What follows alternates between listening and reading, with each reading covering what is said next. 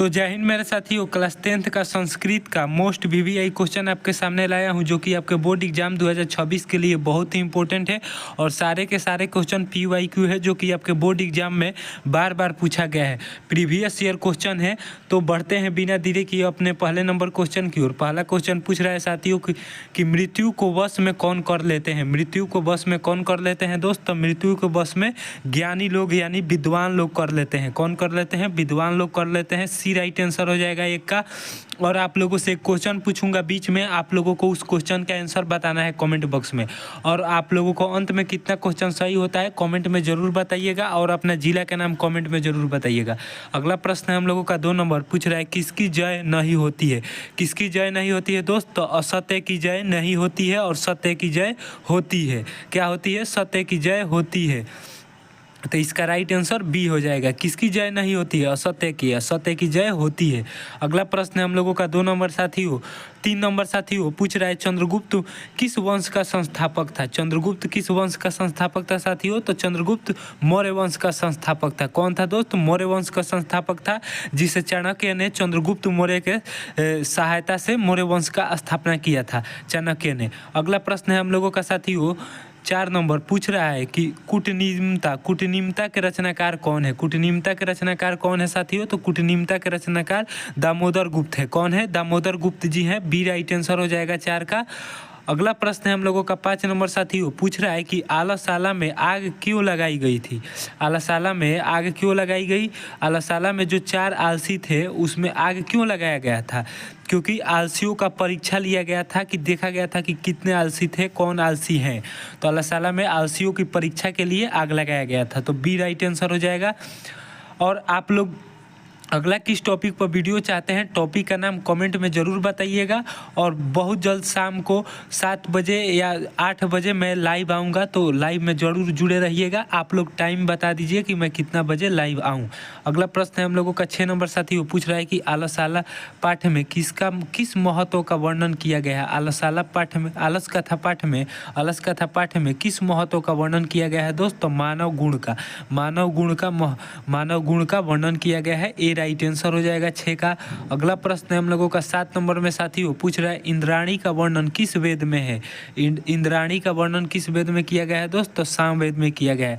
और सामवेद के अंतर्गत ही संगीत को रखा गया है। तो इसका सी राइट आंसर हो जाएगा 7 का। अगला प्रश्न है हम लोगों का 8 नंबर साथियों, पूछ रहा है कि मधुरा विजयम महाकाव्य की रचना किसने की। मधुरा विजयम महाकाव्य की रचना किसने किया था दोस्त? तो गंगा देवी ने किया। किसने किया? गंगा देवी जी ने किया था। सी राइट आंसर हो जाएगा 8 का। क्या हो जाएगा? सी राइट आंसर हो जाएगा 8 का। अगला प्रश्न है हम लोगों का 9 नंबर, पूछ रहा है जगत का गौरव कैसा है। जगत का गौरव कैसा है दोस्त? तो जगत का गौरव शोभनीय है। कैसा है? शोभनीय है। जगत का गौरव कैसा है? शोभनीय है। कैसा है दोस्त? शोभनीय है। तो इसका सी राइट आंसर हो जाएगा। क्या हो जाएगा? 9 नंबर का सी राइट आंसर हो जाएगा। अगला प्रश्न है हम लोगों का 10 नंबर में मेरे प्यारे साथियों, पूछ रहा है कि कौन शब्द सीमित रूप में व्यंग्य रूप में व्यवहार होता है। कौन सा शब्द सीमित रूप में व्यंग्य के रूप में व्यवहार होता है दोस्त? तो संस्कार। कौन शब्द? संस्कार शब्द। सी राइट आंसर हो जाएगा 10 का। अगला प्रश्न हम लोगों का 11 नंबर, पूछ रहा है गर्भाधारण करना किस संस्कार के अंतर्गत आता है। 11 नंबर प्रश्न पूछ रहा है साथियों कि गर्भाधारण करना किस संस्कार के अंतर्गत आता है। तो जन्म से पूर्व संस्कार के अंतर्गत आता है। और यह हिंदू धर्म के में जो 16 गो हिंदू धर्म में जो 16 गो संस्कार है उसमें से प्रथम संस्कार है गर्भाधारण संस्कार प्रथम संस्कार के अंतर्गत आता है। तो ये 16 में से पहला संस्कार है जो जन्म से पूर्व है। तो इसका राइट आंसर ए हो जाएगा। अगला प्रश्न हम लोगों का साथियों, पूछ रहा है 12 नंबर, नर्क के कितने द्वार है। और इसी प्रश्न का आंसर आप लोगों को कमेंट बॉक्स में बताना है कि नर्क के कितने द्वार हैं। नर्क के कितने द्वार हैं आपको कमेंट बॉक्स में बताना है। जिस भाई का आंसर मालूम नहीं होगा तो कमेंट कीजिएगा कि भैया 12 नंबर क्वेश्चन का आंसर बता दीजिए, तो मैं कमेंट में बता दूंगा।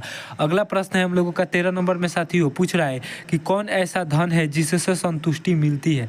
कौन ऐसा धन है दोस्त जिससे संतुष्टि मिलती है? तो शिक्षा, विद्या, विद्या या फिर शिक्षा। तो इसका राइट आंसर सी हो जाएगा। क्या हो जाएगा? विद्या ऐसा एक धन है जिससे संतुष्टि हमें मिलता है, तो सी राइट आंसर हो जाएगा 13 का। अगला प्रश्न हम लोगों का 14 नंबर में साथियों पूछ रहा है किसकी ख्याति सभी जगह गूंजने लगा? किसकी ख्याति सभी जगह गूंजने लगा दोस्त? राम प्रवेश राम जी का। किसका? राम प्रवेश राम जी का। ए राइट आंसर हो जाएगा। क्या हो जाएगा? ए राइट आंसर हो जाएगा 14 नंबर का। अगला प्रश्न हम लोगों का साथियों 15 नंबर पूछ रहा है समाज सुधारक कौन थे? समाज सुधारक कौन थे साथियों? तो समाज सुधारक स्वामी दयानंद सरस्वती थे। कौन थे? स्वामी दयानंद सरस्वती थे और यह समाज सुधारक थे। ए राइट आंसर हो जाएगा 15 का। अगला प्रश्न हम लोगों का 16 नंबर में साथियों पूछ रहा है मंदाकिनी नदी में कौन स्नान करते हैं?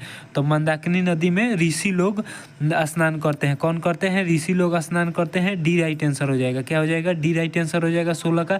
अगला प्रश्न हम लोगों का 17 नंबर में साथियों पूछ रहा है दानशील कौन था? दानशील कौन था दोस्त? तो दानशील व्याघ्र था। कौन था? व्याघ्र था। ए राइट आंसर हो जाएगा 17 का। क्या हो जाएगा? ए राइट आंसर हो जाएगा। अगला प्रश्न हम लोगों का 18 नंबर में पूछ रहा है कर्ण कवच और कुंडल किसको दिया? कर्ण कवच और कुंडल किसको दिया था दोस्त? तो कर्ण कवच और कुंडल इंद्रदेव को दिया। किसको दिया? इंद्रदेव जी को दिया। और इंद्रदेव जो थे वो क्या किए थे कि ब्राह्मण का भेख बदल लिए थे। ब्राह्मण का भेख बदल कर और गए थे कर्ण के पास और उनसे कर्ण कवच कुंडल ले लिए और अर्जुन को दी कवच कुंडल ले लिए दोस्त। लेकिन कर्ण जो थे वो जानते थे कि उनके साथ छल हो रहा है, फिर भी वह दे दिए। महाभारत आप लोग देखे होंगे या फिर कहानी उसको सुने होंगे महाभारत का, तो आपको ये मालूम होगा। इसका राइट आंसर ए हो जाएगा इंद्र। अगला प्रश्न हम लोगों का 19 नंबर पूछ रहा है भारतीय दर्शन का मूल तत्व किसे माना जाता है? तो भारतीय दर्शन का मूल तत्व शांति को माना जाता है। किसे माना जाता है दोस्त? शांति को माना जाता है। ए राइट आंसर हो जाएगा 19 का। अगला प्रश्न हम लोगों का 20 नंबर में साथियों पूछ रहा है ज्योतिष के रचयिता कौन है? तो देखिए ज्योतिष का कोई मुख्य रूप से रचयिता नहीं है, लेकिन इनके जो लगधर हैं उनका योगदान थोड़ा ज़्यादा है, तो इसलिए इनको रचयिता कह दिया गया है। तो सी राइट आंसर हो जाएगा। जैसे आप लोग नहीं देखते हैं, पूछ देता है कि जीव विज्ञान के फादर किसे कहा जाता है या केमिस्ट्री का पिता किसे कहा जाता है, तो जन्म थोड़ी कोई दिया है, उसमें उनका योगदान ज़्यादा होता है। जिनका योगदान ज़्यादा होता है और ज़्यादा सामने उभर कर आया होता है उनको पिता या रचयिता इस तरह से बोल दिया जाता है। 20 क्वेश्चन में से आप लोगों का कितना क्वेश्चन सही हुआ है कमेंट में ज़रूर बताइएगा। अगला किस टॉपिक में वीडियो लाया जाए, टॉपिक का नाम कमेंट में ज़रूर बताइएगा, या सब्जेक्टिव या ऑब्जेक्टिव प्रश्न लाया जाए कमेंट में ज़रूर बताइएगा दोस्तों। मिलते हैं अगले वीडियो में नए टॉपिक के साथ, नए वीडियो में दोस्त। जय हिंद।